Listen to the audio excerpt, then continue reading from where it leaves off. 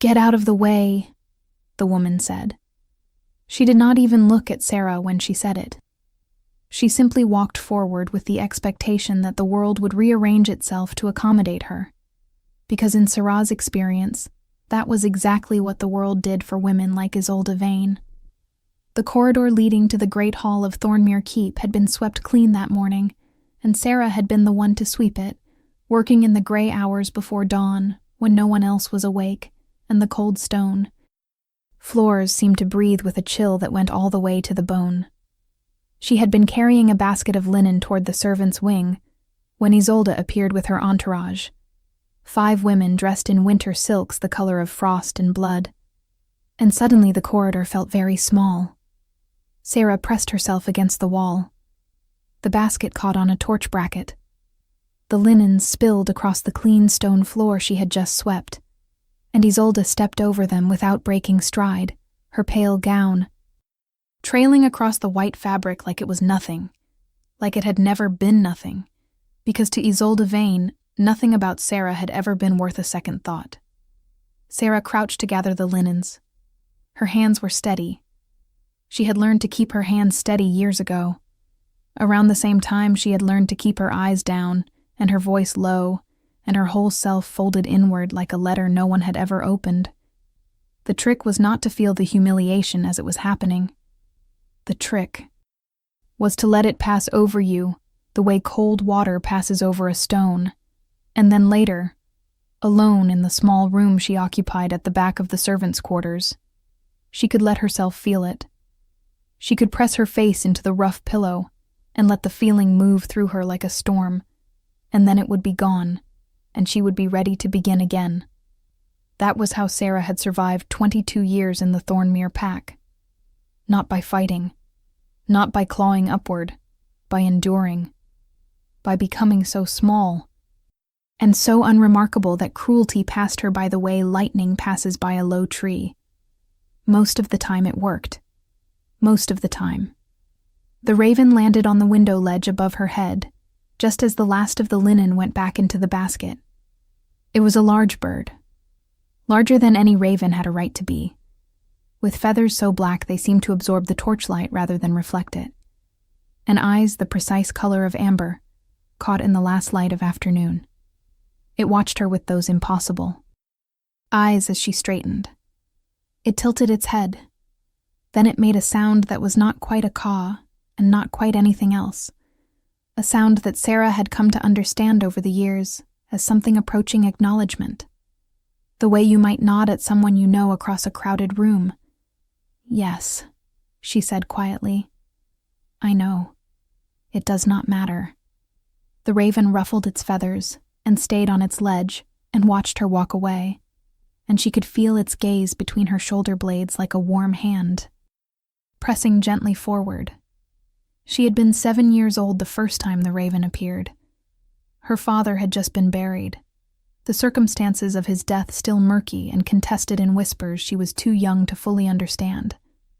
And she had been sitting alone at the edge of the Thornmere forest, because the inside of the keep felt too full of people who looked at her with a particular expression she could not name then, and could name now, the expression of people calculating what use a dead.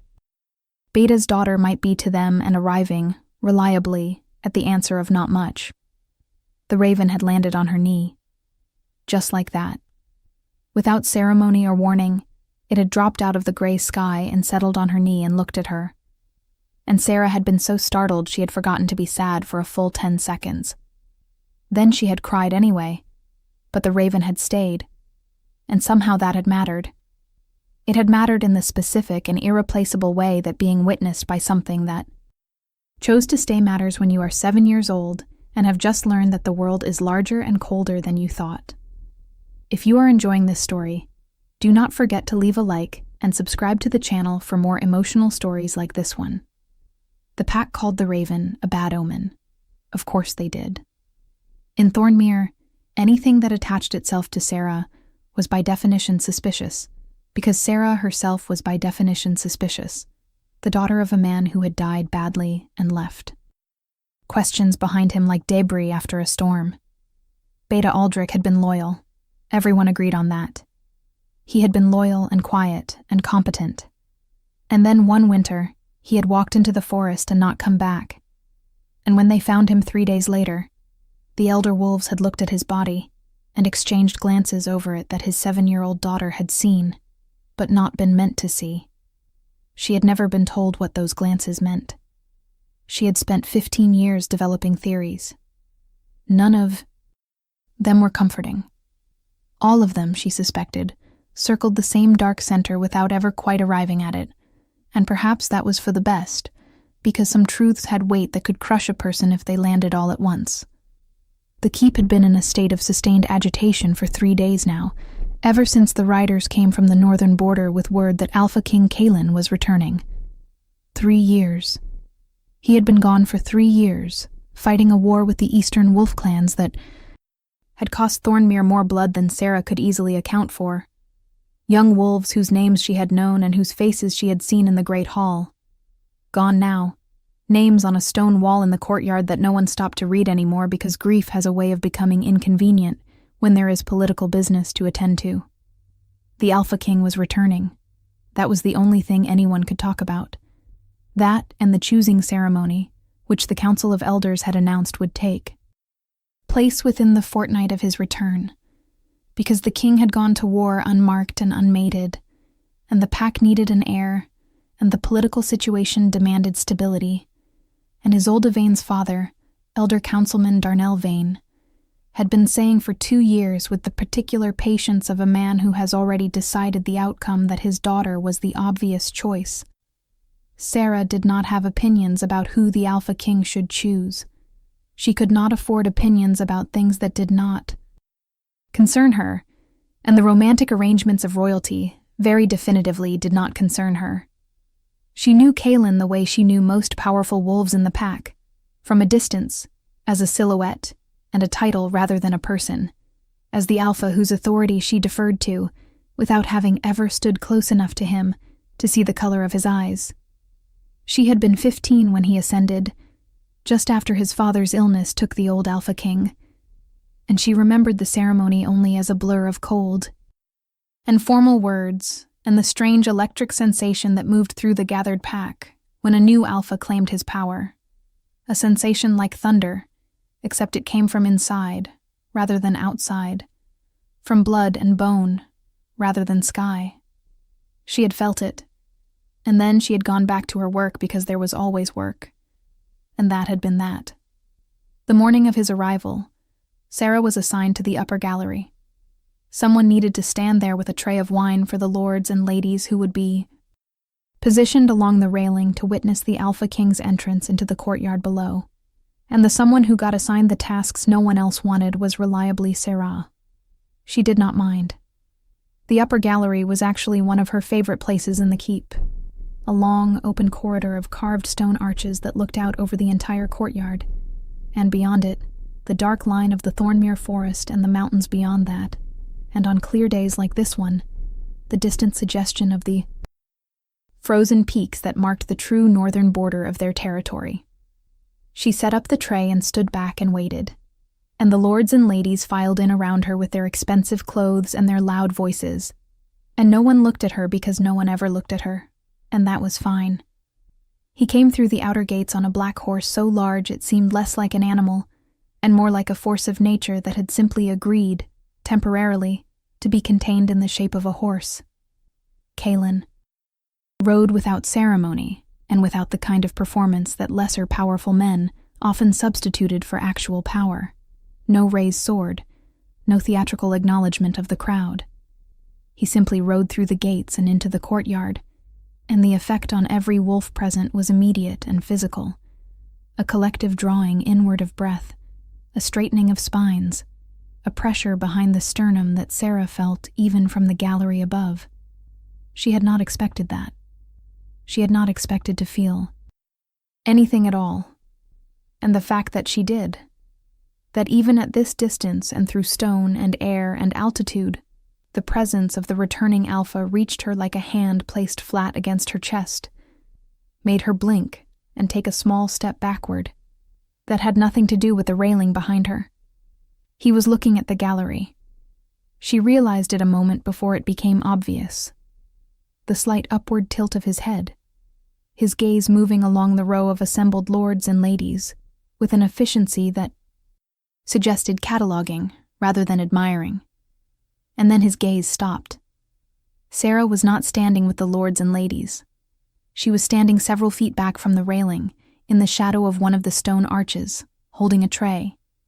She had no reason to think his gaze had stopped on her specifically.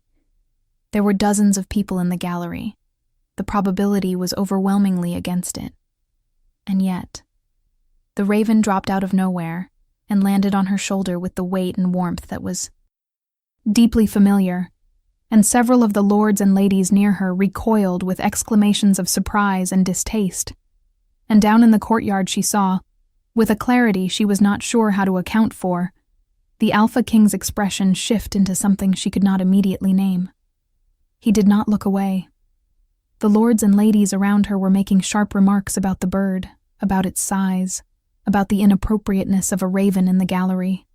Someone was waving their hand at it, trying to shoo it away, and the raven ignored all of them with the profound indifference it had always demonstrated toward anyone who was not Sarah. It sat on her shoulder and looked down into the courtyard, and Sarah stood very still, because she had learned long ago that drawing additional attention to herself when she was already receiving unwanted attention was never a useful strategy. She looked at the tray in her hands. She looked at the stone floor. She did not look at the Alpha King, and yet she was completely, uncomfortably certain that he was still looking at her. "That animal should not be in here," said the voice of Lord Harwick, a broad-shouldered elder wolf with gray at his temples, and the expression of a man permanently on the verge of being offended by something. "Somebody remove it." Nobody moved to remove it, because nobody in the gallery wanted to be the person who tried to grab a raven that was currently attached to the shoulder of someone who was nobody, on behalf of a lord who was technically only their equal, at a moment when the Alpha King had just ridden through the gate and might at any second require wine.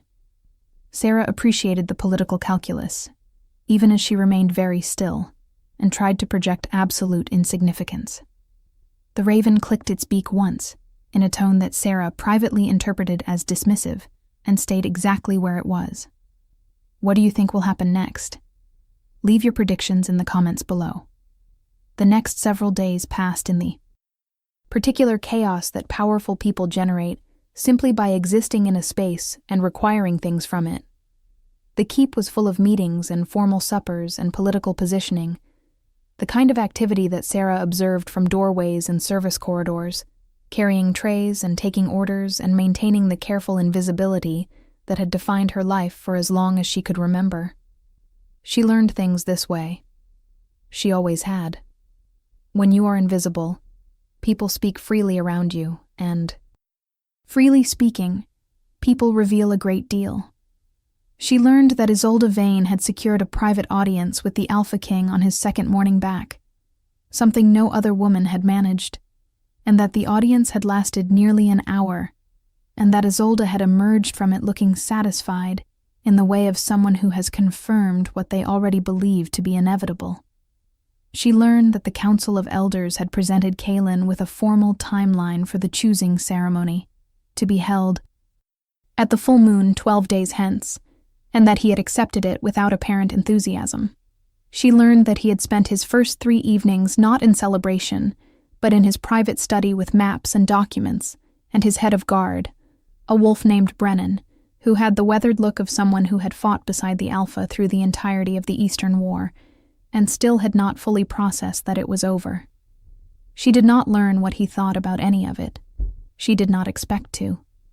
The inner life of an Alpha King was not a country she had any natural access to, and she was aware enough of her own tendencies toward quiet observation to know that she was paying more attention to the movements and patterns of someone she had essentially never met than was entirely reasonable. She told herself it was because his return had disrupted the rhythms of the keep in ways that affected her work. She told herself it was the raven, that the bird's behavior in the gallery had made her nervous, had drawn attention she would rather not have, and that she was simply monitoring a situation that could potentially become a problem. She told herself a lot of things, late at night in her small room, while the raven sat on the narrow windowsill and regarded her with its amber eyes, and the wind came down from the northern peaks with a sound like long, slow breathing. She was in the kitchen garden on the 4th morning of his return, cutting herbs for the cook, her breath making small. Clouds in the cold air, and the frost still heavy on the low walls around her, when she heard footsteps that did not belong to anyone she would expect to find there at this hour. She had been in this keep long enough to know footsteps. She knew the slightly dragging step of old Marta the head cook, and the quick light step of the kitchen girl Pen, and the deliberate measured pace of the head housekeeper Dorwin. She did not know these footsteps. These footsteps belonged to someone large and moving, with the controlled economy of motion that came from years of combat training. Quiet not because the person was trying to be quiet, but because quiet movement was simply their default state. She straightened slowly, the bundle of herbs in her hands, and turned around. The Alpha King Kalin stood at the entrance to the kitchen garden. He was not wearing the formal regalia she had seen him in at supper the previous night. He was wearing dark traveling clothes and a heavy cloak, and his dark hair was not arranged but simply loose around his face. And he looked, she thought with a disorientation she struggled to conceal, surprisingly like a person. Not a title, not a silhouette. A person, standing in a frost-covered kitchen garden in the early morning, looking at her with gray eyes that she now knew were gray because she was close enough to see them, which was a proximity she had not anticipated and was not sure what to do with. "You are the woman with the raven," he said. It was not a question. "I am," she said, because there was no other answer available. He was quiet for a moment. He looked at her with those gray eyes, and she had the unsettling sense that he was actually looking. Not the way most people in positions of power looked at people in positions like hers, which was to say, not really looking at all, but simply processing visual information about the space around them, cataloging rather than seeing. He was seeing. She did not know what he was finding. She was aware that she was holding a bundle of rosemary and thyme, and probably had frost on her hair, and was absolutely not dressed for an encounter with anyone, let alone the sovereign of her pack. And she made herself stand still anyway, because bolting was not an option, and composure was the only thing she had reliably available to her. "What is your name?" he said. "Sarah," she said. "Sarah Aldrich." She used her father's name, as she always did, because she had nothing else. Something shifted in his expression. Just slightly. Just enough that she noticed it, and then immediately questioned whether she had actually noticed it, or simply hoped she had. "Aldrich," he said. "My father was a beta," she said. "He died when I was young." "I know who your father was," Kalin said. The words were quiet and even, and they hit her like cold water, because no one in 15 years had ever said that to her with the particular weight he put on it, the weight of someone for whom this information was not incidental, but central, not background noise, but signal. She looked at him. He looked at her. The frost lay white and still on the garden walls around them, and the morning was very quiet, and she was aware that something was happening that she did not yet have the framework to understand. "The raven?" he said after a moment. "How long has it followed you?" "Since I was 7, she said. "Since my father died." He nodded slowly, the nod of someone receiving information they had been waiting for, without quite knowing they were waiting for it. "Has it ever landed on anyone else?" he asked. "No," she said. He looked at the empty air above and around her, as if expecting the bird to materialize, and then back at her. "I would like to speak with you," he said. "Not here. Somewhere that is not a garden." "I work in the keep," she said carefully. "I know where you work," he said. She stood there in the frost with the herbs in her hands and tried to organize her thoughts into something coherent and failed. "When?" she said finally. "Tonight," he said. "After the evening meal. Do you know the old reading room on the east wing, 3rd floor?" "Yes," she said. Everyone who worked in the keep knew every room in the keep. "Come there," he said. And then he turned and walked back through the garden entrance the way he had come, with those quiet, controlled steps, and she stood in the cold air and the frost, and stared at the place where he had been, and tried to decide if she had just agreed to something she should not have agreed to, and concluded that even if she had, the alternative, which was to not go, was also not a real option. Because whatever he knew about her father was something she had needed to know for 15 years, and she was not capable of choosing ignorance over answers, even when answers were frightening. The raven landed on her shoulder at some point during this thinking. She had not heard it arrive. She never did. "Yes," she said quietly. I know. The evening meal was loud and political, as all the evening meals had been since the Alpha King's return. Sarah served at the far end of the hall, refilling wine and carrying platters and being as invisible as she knew how to be, which was very invisible, while at the high table Kalin sat between Elder Vane and Lord Harwick and accepted their conversation with the patience of a man who had agreed to certain things without yet deciding how much those agreements were going to cost him. Isolda sat, 2 seats down in a gown the color of deep winter sky, arranged to perfect advantage, her voice carrying down the table with the studied musicality of a woman who has practiced the art of being overheard, saying exactly the right things. She was brilliant at it, Sarah thought without malice, simply as an assessment. Isolda was brilliant at the specific and demanding art of being exactly what a room required, and if she was also calculating and occasionally cruel, well, those qualities were rarely obstacles for women in her position. They were often, in fact, assets. What Sarah noticed, because she noticed things, was that Kalin did not look at Isolda the way people looked at things that interested them. He was courteous. He responded to her when she addressed him directly. He did not dismiss her, but his attention, what little of it escaped the well-trained political neutrality of his expression, seemed to rest somewhere else, or perhaps simply nowhere, perhaps simply inside himself in the way of people who have been at war and have not yet fully come home from it.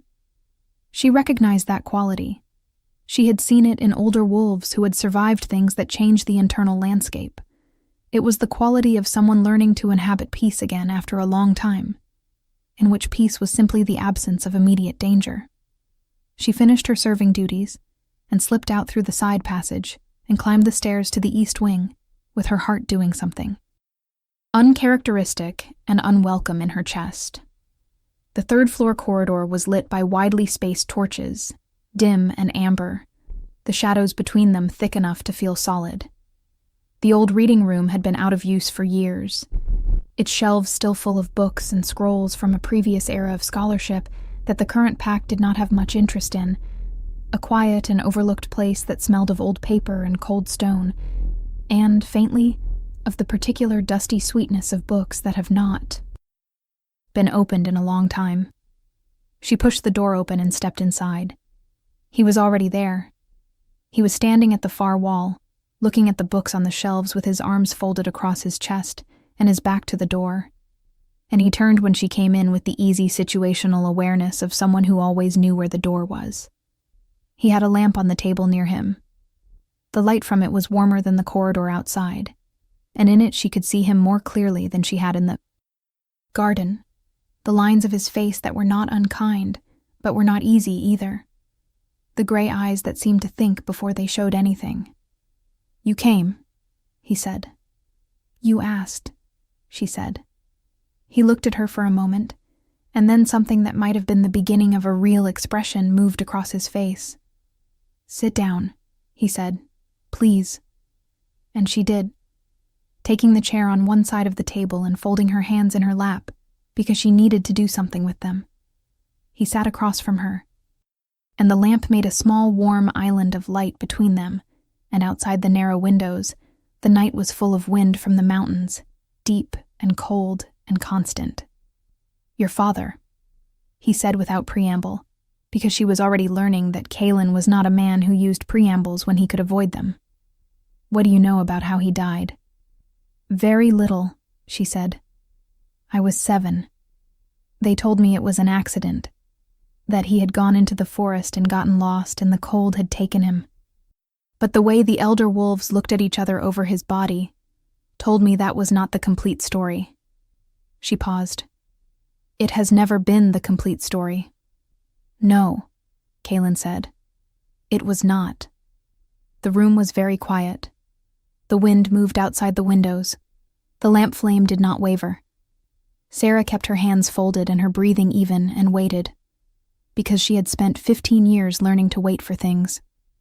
Your father, Kalin said slowly, choosing words with the deliberateness of someone navigating a field where they know there are hidden obstacles, was not simply a beta. He held a secondary role, one that most members of this pack do not know existed, because it was deliberately obscured. He was a keeper.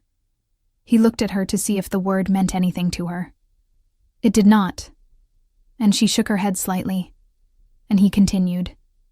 In the oldest traditions of the northern packs, a keeper is someone with specific bloodline characteristics that allow them to interface with certain protective forces that have been bound to the pack's territory since before any current record. Forces that, in later centuries, the pack stopped believing in and therefore stopped acknowledging, even though those forces did not stop existing simply because the belief stopped. He paused again. One of those forces, he said, presents as a raven. The silence that followed was the kind that has weight and temperature. Sarah felt it against her skin, felt it pressing gently at the inside of her chest, felt it arriving in a place where a great many things had been compressed very small for a very long time and were now, cautiously, beginning to expand. You are saying, she said, and her voice was steady, which surprised her, that the raven is not simply an animal that has chosen to follow me. No, Kalin said. It is not simply that. It is something old and bound and looking for its keeper. And when your father died and left no one who knew what they were, it found the next person. In the bloodline, it found you. He leaned forward slightly, elbows on the table, gray eyes steady and serious. The keeper's line carries abilities that have been dormant in your family for at least a generation, because your father had no context for what he carried and no one to teach him. He knew something was different about him. He tried to understand it. And there are people in this pack who knew what he was and found his attempts to understand it threatening, and what happened to your father in that forest was not an accident. The room seemed to tilt, very slightly. Sarah grounded herself by pressing her feet flat against the stone floor and focusing on the physical reality of the chair beneath her, the table in front of her, the lamp between them. Who? She said. I have strong suspicions, Kalin said. I do not yet have proof I can act on. That is part of why I am telling you this. I need you to understand what you are before I can begin to address what was done to your father, because the two things are connected, and you are walking through this keep every day without understanding that you are carrying something that certain people here find very dangerous. Dangerous, she repeated. The keeper's abilities, when they awaken fully, are not trivial, he said. They are connected to the territorial protections of this land in ways that supersede pack hierarchy. In theory, in the oldest traditions, the keeper's consent and cooperation was required for the Alpha's authority over the territory to be fully legitimate. It was a check and balance. It was also, for any Alpha or political faction that wanted uncomplicated absolute power, an inconvenience. She thought of Elder Vane and his carefully constructed political certainty, and the way he had spent 2 years positioning his daughter as the only logical choice for the king's mate. She thought of her father's body at the edge of the forest. She thought of the raven landing on her knee when she was 7 years old and sitting alone in the cold, and something inside her that had been confused for 15 years began, slowly and painfully, like a limb returning to circulation after numbness, to make sense. "Why are you telling me this now?" she asked. "Why not before you left for the war? Why not 2 years ago, 3 years ago?" "Because I did not know the full extent of it before the war," he said. "I knew fragments. I found the rest in documents recovered from the Eastern clan archives, which is part of what the Eastern conflict was genuinely about, though not the part my council chose to explain publicly." He looked at her with the kind of directness that she was not used to from people in positions of power. The directness of someone who had decided to be honest and was doing it without ceremony or apology. And because the Raven would not leave me alone about it. She blinked. "The Raven," she said. "It has been appearing to me," he said, "for the past 3 years.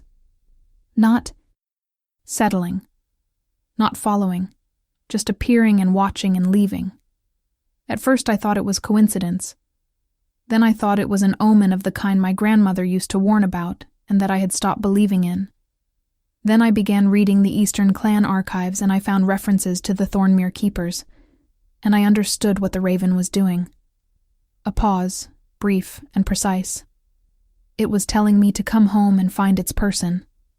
If you want to see how this story ends, make sure you are subscribed with notifications on." The choosing ceremony was 10 days away when Isolda Vane came to find Sarah in the laundry.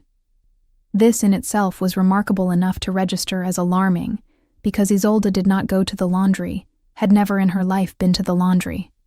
And the fact of her presence there, in her beautiful clothes amid the steam and the smell of lye soap, and the rough-handed practicality of women who worked with their bodies for a living, meant that she had come there, specifically, deliberately, to find Sarah.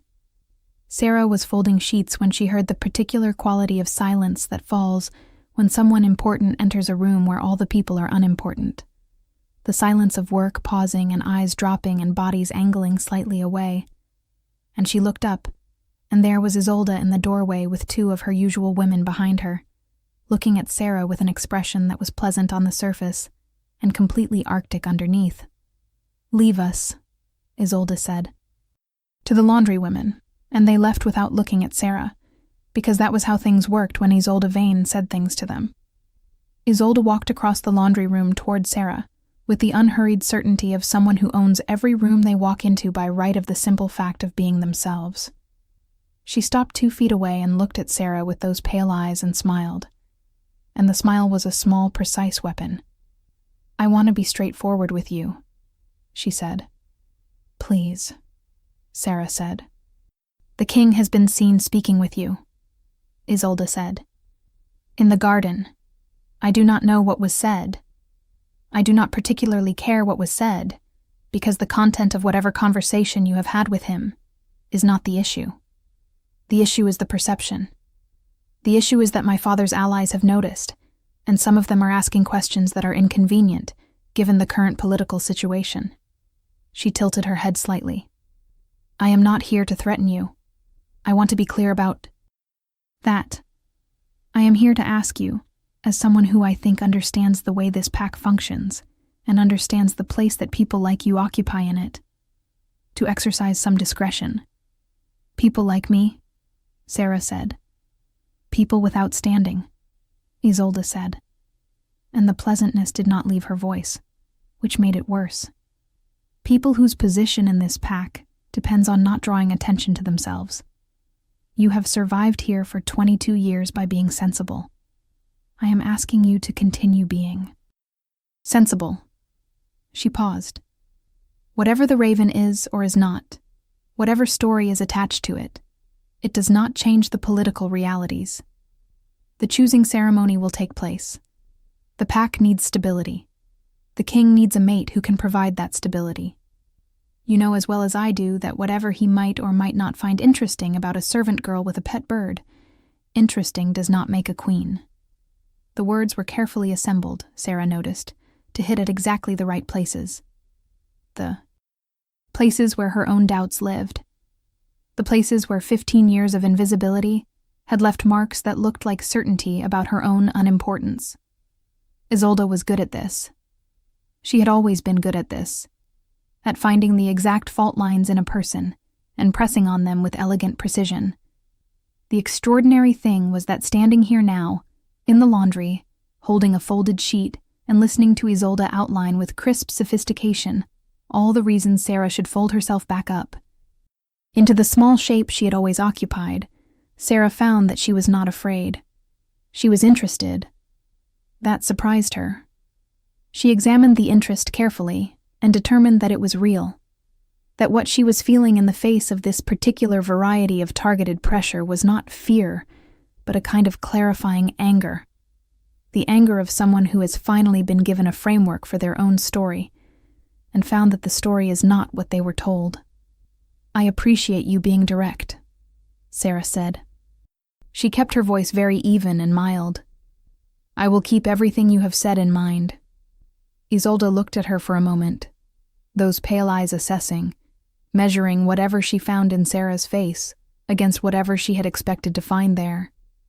Something shifted in her expression, just slightly, the micro-expression of someone who has received an answer that is technically unobjectional, but has failed, somehow, to achieve the intended effect. "Good," she said. She turned and walked back across the laundry room, and her women fell in behind her, and they left, and the laundry women came back in ones and twos, without looking at Sarah either, because that was also how things worked. Sarah finished folding the sheet. Her hands were very steady. The raven appeared on the high shelf above the drying rack and clicked its beak once, and she looked at it, and the thing that was expanding inside her, the thing that had been compressed small for so long, expanded a little further. She went to the old reading room that evening without being asked.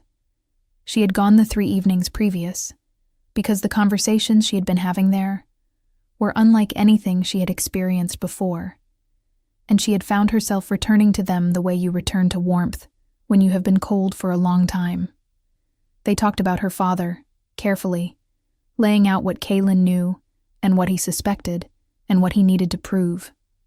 They talked about the keeper traditions, the documents he had recovered, the abilities that were theoretically hers, and that neither of them knew how to access, because the knowledge of how to access them had died with her father. They talked sometimes about other things entirely, the war and what it had cost, the politics of the current situation and how he navigated them, the strange experience of being a person who had enormous amounts of institutional authority, and yet found that authority constraining in ways that were difficult to articulate. She listened to him talk, and she told him things she had not told anyone, about the long discipline of invisibility, and what it had cost her, and what it had given her, about the raven, and the way it had made her feel less alone in this specific and irreplaceable way, that being witnessed by something that chose to stay matters when you are very alone. She did not think about what any of this meant in terms that were larger than the immediate reality of the conversations themselves, because the larger terms were too large.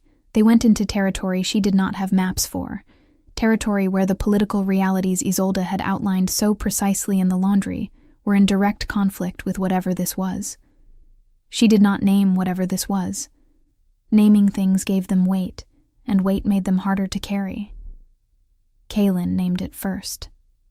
It was the 7th evening, 6 days before the choosing ceremony, and the wind outside the reading room had picked up into something that rattled the windows in their frames and made the lamplight jump, and they had been talking about a passage from one of the recovered documents that described the mate bond between an alpha and a keeper as a specific and distinct category of bond, different from the standard mate bond in that it was not simply emotional and biological, but also territorial.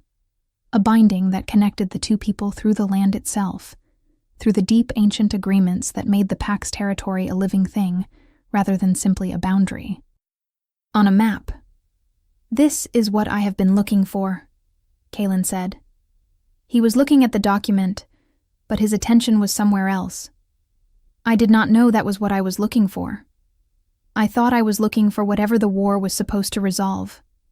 I thought I was looking for a way to make the political situation manageable. I thought I was looking for a mate who would satisfy the council and provide heirs and perform the role that the role requires." He put the document down. He looked at her. Across the lamp. I was not looking for this. This, she said carefully. You, he said. Simple and direct, the way he said most things when he had decided to say them. I was not looking for you. And yet here I am. And the raven has been following me for 3 years, which I now understand, to mean it was telling me something I was not yet ready to understand. He looked at her with those steady gray eyes. I am ready now. The room was very quiet.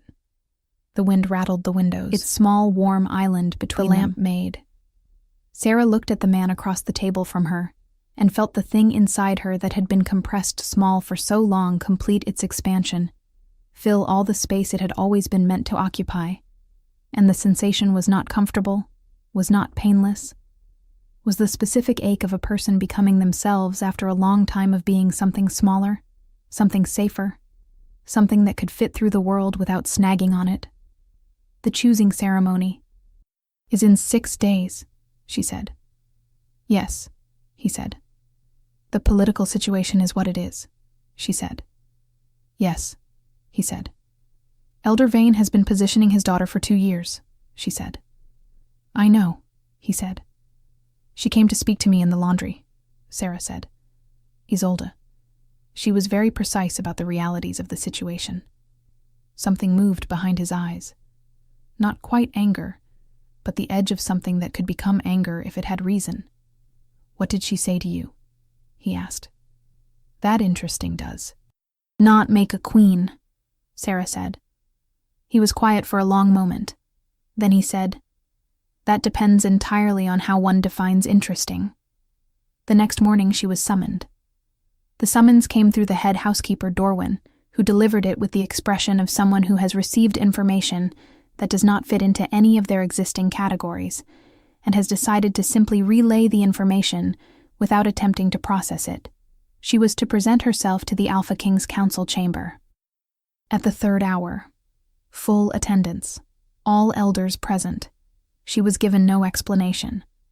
She was given, by Dorwin, the secondary information that she ought to wash her face and perhaps put on the better of her 2 good dresses, which was advice offered in the kindly, neutral way that Dorwin offered most things, and which Sarah appreciated even as the contents of it made her stomach tighten. She washed her face. She put on the better dress, which was wool, dark blue, simple, clean. She pinned her hair back. The raven appeared on her windowsill and watched her prepare with its amber eyes, and she looked at it and said, I need you to stay here, which was not a request she had ever made of it before. It tilted its head. Please, she added. It ruffled its feathers in the way that she privately translated as something between agreement and skepticism, and when she left the room it did not follow her out. The council chamber was the largest formal room in Thornmere Keep. All dark wood and cold, stone and the heavy weight of every decision that had ever been made in it, pressing down from the rafters. The elders were assembled around the great table, 7 of them, Elder Vane at the far end with his carefully neutral political expression. The others ranged around him with their own varieties of careful neutrality. Isolda was not present, which Sarah noted. Kalin was at the head of the table. He looked at her when she entered without the careful blankness that he showed to people he was managing. Looked at her simply and directly, and she looked back and made herself stand in the center of the room without wrapping her arms around herself the way her body very much wanted to. Sarah Aldrich, Elder Vane said. His voice was a practiced instrument. Do you know why you have been asked here today? I was not told, she said. The Alpha King has requested this meeting, Elder Vane said, to discuss certain historical matters pertaining to your bloodline and your position within this pack. We have reviewed the documents he brought back from the Eastern campaign. A pause. The careful neutral expression held. They are authentic. We have had them verified. Another pause. They substantially alter certain understandings we have held about the Aldrich line. I understand, she said, though she was not certain she did yet. You are a keeper, said Elder Maris, a woman in her 70s with white hair and very bright dark eyes, who had been on the council longer than anyone else, and who looked at Sarah now with an expression that was unlike the others, not neutral, but openly attentive, the expression of someone who had been waiting for something and is now watching it arrive. The last one born to this pack in 3 generations. The abilities you carry supersede pack rank in specific and documented ways. The elders are convened today to formally acknowledge your bloodline status, which should have been acknowledged 22 years ago when your father passed. She looked at Elder Vane when she said the last part. Elder Vane did not flinch. He was too skilled for flinching. But something around his eyes tightened and then deliberately relaxed. And Sarah watched it happen and filed it away. Because she had learned to file things away, it was one of the most useful skills she had developed in her years of invisibility. The formal acknowledgement, Kalin said, means that you have standing in this pack that you have not had before. Social standing. Political. Standing. The standing to be addressed as what you are rather than what you have been relegated to. He looked at her steadily. That is the beginning of what I intend to address. It is not the end of it. What is the end of it? Said Elder Vane, and his voice had the particular quality of a man asking a question he believes he already knows the answer to, and is hoping he is wrong. You will see at the choosing ceremony, Kalin said. He looked at Elder Vane with gray eyes that were calm and absolute and not remotely interested in softening anything. As will the rest of the pack. The days between the council meeting and the choosing ceremony were the strangest days of Sarah's life, which was a statement with significant competition. Her status in the keep changed in the incremental and uncomfortable way that status changes when the change has been declared from the top down before the people affected by it have had time to adjust their internal maps. The head housekeeper, no longer assigned her the worst of the tasks. The servants who had been comfortably ignoring her for years now addressed her with a wary uncertainty that was not quite respect, but was at least not dismissal. The lords and ladies who had been walking past her for years without registering. Her presence began registering her presence, which was, she found, not as satisfying as she might have expected, and was in fact mostly just disorienting. She had been invisible for so long that visibility felt like a new pair of shoes, correct in theory and uncomfortable in practice. Isolda found her twice more in those 5 days. Once in the upper corridor outside the linen room, and once in the late afternoon in the kitchen garden. The first time, Isolda said nothing at all, simply looked at her with those pale eyes, the political calculation behind them working fast and visibly, a woman updating her models in real time. The second time, in the garden, she sat down on the low stone wall beside the herb beds and said, I underestimated you. You did not know what I was, Sarah said. No, Isolda agreed. But I am not sure that is the whole explanation. She was quiet for a moment. The garden was cold and still. I have been preparing for this role my entire life, she said. And for the first time, Sarah heard something real beneath the polished surface of her. Something that was not calculation, but actual vulnerability. Carefully maintained, carefully hidden, but there. Everything I have done has been in service of the idea that I was the right person for what the pack needs. I am not certain that was ever actually about what I wanted. I am not certain I have thought much about what I wanted, because wanting seemed like a luxury I could not afford. Sarah looked at her and felt something she had not expected to feel for Isolda Vane. Something that was not sympathy exactly, but was in the same neighborhood. The recognition of a person who has been shaped so thoroughly by a set of external expectations that the shape of those expectations has become indistinguishable from the shape of the self. She knew something about that. She knew it from a different direction, from the side of being shaped small, rather than shaped to fit a grandiose role. But the underlying mechanism was not so different. The thing that happens to you when you spend too long being exactly what is required of you, and not enough time being anything else. What do you want? Sarah asked. Isolda was quiet long, enough that Sarah thought she might not answer. Then she said, I do not think I know yet. I think I will need some time to find out. She stood up from the wall and smoothed her gown with her usual elegant precision, the gestures of a woman reassembling herself after a brief and unusual moment of transparency. She looked at Sarah for one more moment with those pale eyes. For what it is worth, she said, I think the raven knew what it was doing. Then she walked back through the garden entrance, her steps as measured and composed as ever, and Sarah stood in the cold and the frost and thought that the world was considerably more complicated than she had been given to understand. The night before the choosing ceremony, Sarah did not sleep.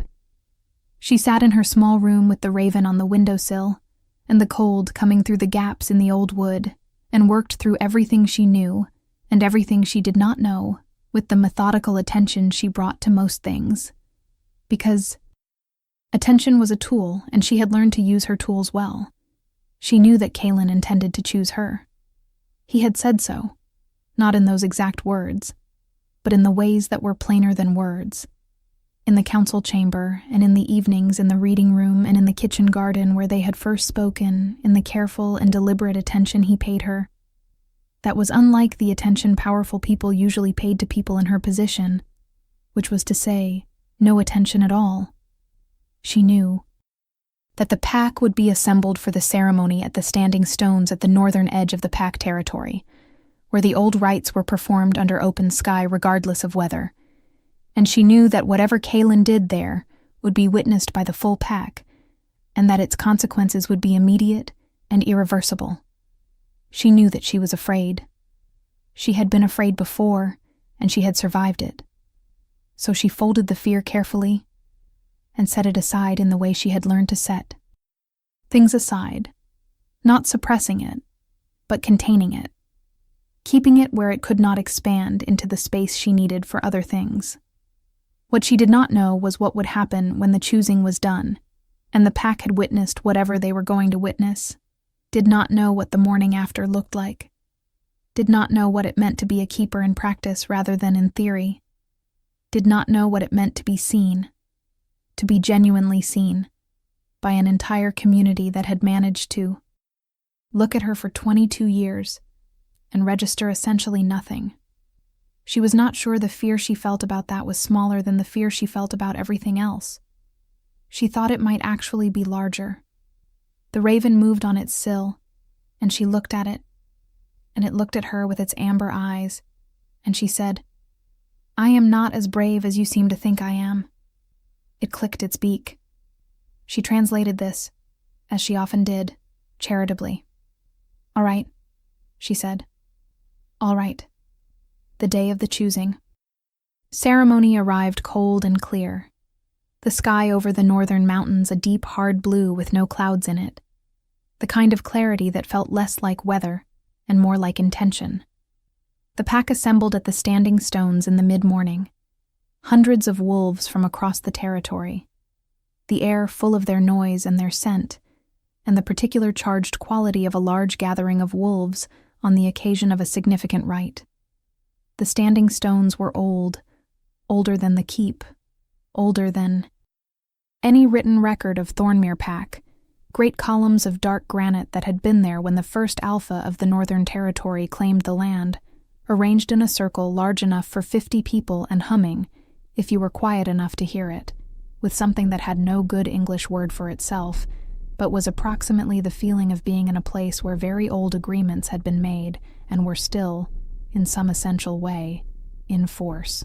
Sarah stood at the edge of the gathering in her best dress, which was the dark blue wool, because she had not been given anything else to wear, and she had not asked because asking for things was not something she had extensive practice in. The raven was on her shoulder. It had arrived there in the courtyard of the keep, and she had not told it to go away, partly because she had the strong sense that it would not have listened, and partly because its weight on her shoulder was the specific and grounding comfort it had always been. the warm, solid presence of the thing that had chosen her when she was 7 years old and had never changed its mind. People around her moved away from the raven in the way they always did, creating a small zone of empty space around her in the crowd that she had always experienced as isolation and was experiencing now, differently, as something more like a clearing, room to breathe, room to stand in herself without the press of other people's opinions directly on her skin. She looked at the standing stones and felt the hum of them in her chest, felt it as a specific thing rather than a general impression, deeper and more structured than she had felt it in the past, and she understood, standing there, that this was the beginning of the ability's awakening, that the deep underground thing in her blood that had always been present and always been dormant was responding to the place and the moment, and to whatever it recognized in the convergence of the two, and that what was happening in her body was real and was not small, and was going to continue happening whether she felt ready for it or not. Kalin arrived at the standing stones from the northern path, walking with his head of guard, Brennan, and the council elders, dressed in formal pack regalia for the first time since his return, the deep gray and black of the Thornmere Alpha line. No concessions to show or display, just the clean formality of someone who takes the weight of ritual seriously. He stopped at the entrance to the stone circle and faced the gathered pack, and the noise of the assembly gentled into quiet, the way noise always gentled in the presence of an alpha who knew how to hold space without demanding it. He spoke the traditional opening of the choosing ceremony, the old words that the first alpha of Thornmere had spoken at the first choosing, and that every alpha since had spoken at each subsequent one. Words that Sarah did not know but recognized, in the way you recognize a language you have heard, but not yet learned. The shape of it familiar even when the content was opaque. And then he stepped away from the traditional form. He said what was not in any script, what had not been said at a choosing ceremony for 3 generations. The words that Sarah understood only later had been waiting all that time to be said again, waiting in the territory itself, in the standing stones and the agreement in them, waiting for the alpha and the keeper to find each other and complete the ancient circuit. "There is a keeper among us," he said, his voice carried to the far edge of the gathering without being raised. The voice of someone whose authority is deep enough that it does not need to be loud. The keeper bloodline of the Aldrich family, which this pack's leadership failed in their duty to protect and acknowledge 3 generations past. I am here to correct that failure today. A murmur moved through the crowd. He waited for it to settle. "Sarah Aldrich," he said. "Step forward." She stepped forward. The crowd parted for her, the way the crowd at a gathering of wolves parts for someone whose claim to the space has just been named by the alpha, not entirely willingly, not without uncertainty, but the parting happened, and she walked through it with her hands at her sides, and the raven on her shoulder, and her feet solid and deliberate on the frozen ground. Because deliberate was what she had, and it was enough. She stepped into the stone circle and stopped in front of him and the standing stones. Hummed around her, fully audible to her now, a sound like deep water moving over deep stone, ancient and continuous, and absolutely certain of itself. He looked at her. She looked at him. The pack watched. "I have found my mate," he said, to the pack, his eyes on hers. "And the territory has recognized what the pack failed to. The keeper is home." What happened next was something that Sarah had no framework for, and that no description she would later try to construct would fully capture. The ability that had been dormant in her blood for 15 years did not awaken gradually. It arrived all at once, the way dawn does not slowly add light, but at a certain precise moment simply is, and the standing stones rang with it, a sound that was not quite audible, but was felt in every body in the circle, felt as a warmth and a confirmation and a recognition that was older than any wolf present, older than the pack itself, the deep territorial agreement that the first alpha and the first keeper had forged between them, saying yes, This is right. This is the pattern completing. This is what we have been waiting for. The raven spread its wings wide on her shoulder without leaving it, feathers fully extended in a display she had never seen it make, and the amber of its eyes was briefly, brilliantly, more than amber, something that had no color word for itself, but was the color of very old light. She felt Kalin's hand take hers. She felt the mate bond settle between them, not like the stories she had heard, not like being struck, but like recognizing something you had always known, the way you recognize a truth you have always carried but have not yet been told in words. The bone-deep certainty of rightness that does not require explanation, because explanation is the territory of things that are uncertain, and this was not uncertain. She had been uncertain about almost everything for 22 years, had built her whole interior life on the management of uncertainty, and here, in the stone circle, with the pack watching and the territory singing and the raven's wings wide and this man's hand in hers, she was not uncertain. It was possibly the strangest sensation she had ever experienced. The assembly was quiet for a moment that felt much longer than it was. Then, Elder Maris, who had the standing to begin it and the good sense to do so, began the acknowledgement, and one by one, the other council members followed. And then it moved through the gathered pack the way the Alpha's presence moved through them, not because they were commanded, but because the territorial resonance was undeniable, because every wolf present could feel in their own blood what the standing stones were saying, could feel the completion of the pattern, could feel the ancient agreement sealed that had been half open and waiting and slightly wrong for 3 generations. Wolves who had walked past Sarah for 22 years without seeing her saw her now. It was uncomfortable for some of them. It was, she suspected, going to remain uncomfortable for some time. And she found that she had made peace with that, because the comfort of others was not her responsibility, and had never been the thing she was here to maintain. She stood in the stone circle with her hand in the Alpha King's hand and the raven on her shoulder, and the pack's acknowledgement moving through the cold, clear air around her. And she thought of her father, of what he had died not knowing, of the understanding he had reached for and been stopped from reaching, and she let the grief of that exist fully in her chest without trying to fold it small, because she was done making herself smaller than she was, done compressing the full size of herself into the space that had been assigned to her, done being invisible as a survival strategy in a world that had, it turned out, needed her to be visible all along. Elder Vane did not lead the acknowledgement, but he gave it, because he was a political man, and political men read situations and adjust, and the situation was fully legible now, written in territorial resonance and old agreements, and the way the standing stones rang with a sound that had not been heard for 3 generations. He adjusted. She watched him adjust, and understood that the question of who had done what to her father was not resolved, was in fact only just beginning to be investigated, and that the process of that investigation and its consequences was going to be a long one, and that she and Kalin were going to navigate it together. Together was a word she had not had much occasion to use about herself. She thought she might get used to it. She thought it might be the word she had been missing all this time, without quite knowing what it was she was missing.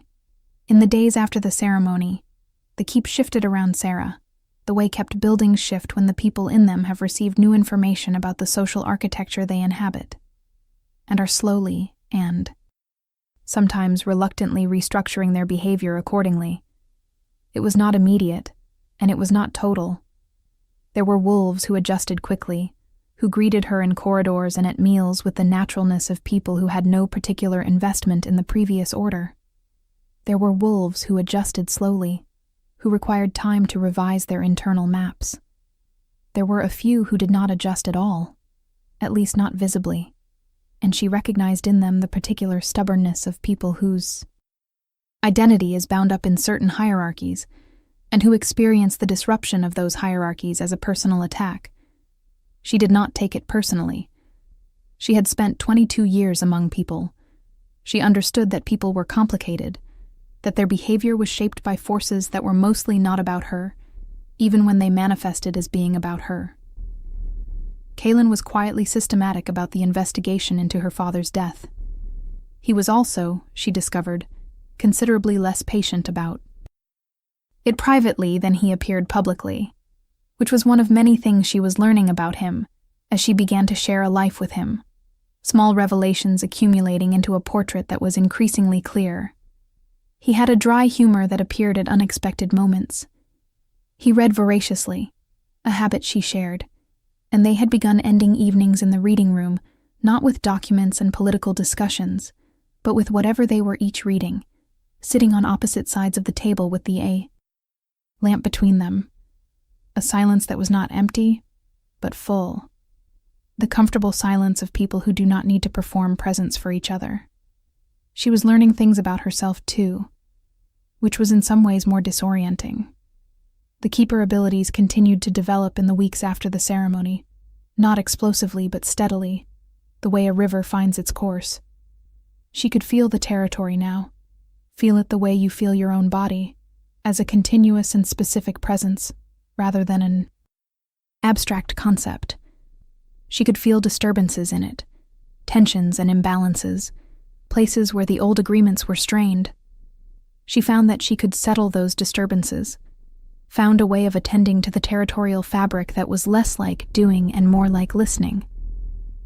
The raven assisted in ways she was still learning to understand, appearing at the points of tension before she had consciously noticed them, leading her attention toward the thing that needed to be seen.